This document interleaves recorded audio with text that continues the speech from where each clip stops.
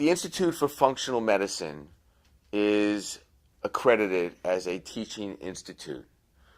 I believe we're coming up on our 22nd annual symposium. Every event is sold out. Last year's symposium was on energy. There were people there from over 32 countries. And it's a very eclectic group. You have MDs, you have osteopaths, you have some chiropractors, naturopaths, registered dietitians, academia, research scientists. So it's a very eclectic group of doctors. You'll have cardiologists, gastroenterologists, endocrinologists, all in the same room. And they're all there for the better good of the patient, all right? Not only for the patient, but for our own health. We all want to, as our baby boomers, as we're all getting older here, we want to be able to age well, age gracefully.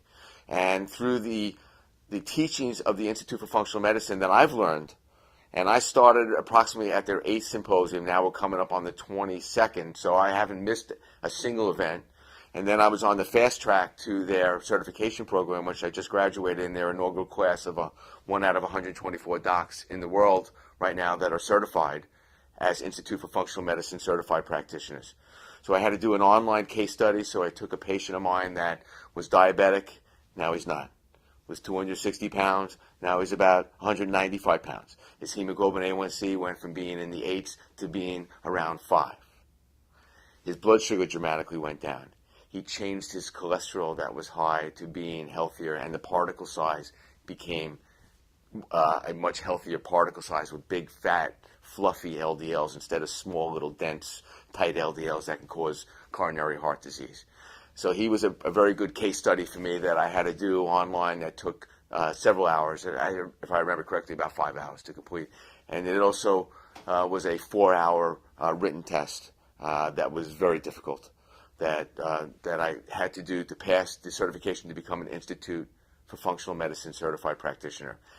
Every single slide from every presenter at every conference, whether it be an advanced practice module on gastroenterology or on detoxification, has to be screened by a committee at the Institute for Functional Medicine before it is be able to put up on a screen. Everything is referenced, and those references come from major peer-reviewed journals like the New England Journal of Medicine or the Lancet or the Journal of the American Medical Association. Tons of peer-reviewed journals with very good articles that do get scrutinized. And so there's always references that I can go back to as a clinician and to be able to look at to make sure what I'm saying to my patient is true. The last thing you want to do is to give the patient wrong information. Now, granted, things that we did maybe 10 years ago is not things that we would do now. But you wouldn't know that unless you were on this fast-track, fast-moving train that if you're not on as a clinician, you're going to be getting left in the dust.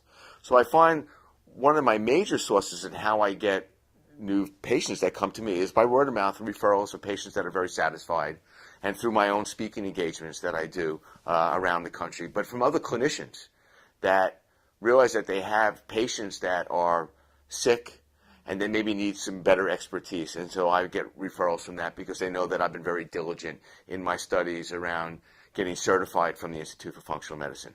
The Institute for Functional Medicine is a nonprofit teaching institute. Every credit is continuing education credits. Continuing education credits, Category 1 CMEs. That's the highest standard credit that you can get. It's licensed in all 50 states. As a licensed chiropractor, I need 12 hours of continuing education credits per year. Well, I average about 100. So I'm not really looking just to get my credits. I'm looking just really to learn, all right? And some of those credits have to be in certain things, but I'm really looking at that functional medicine arena as my major teaching, my major educational format for myself at this time.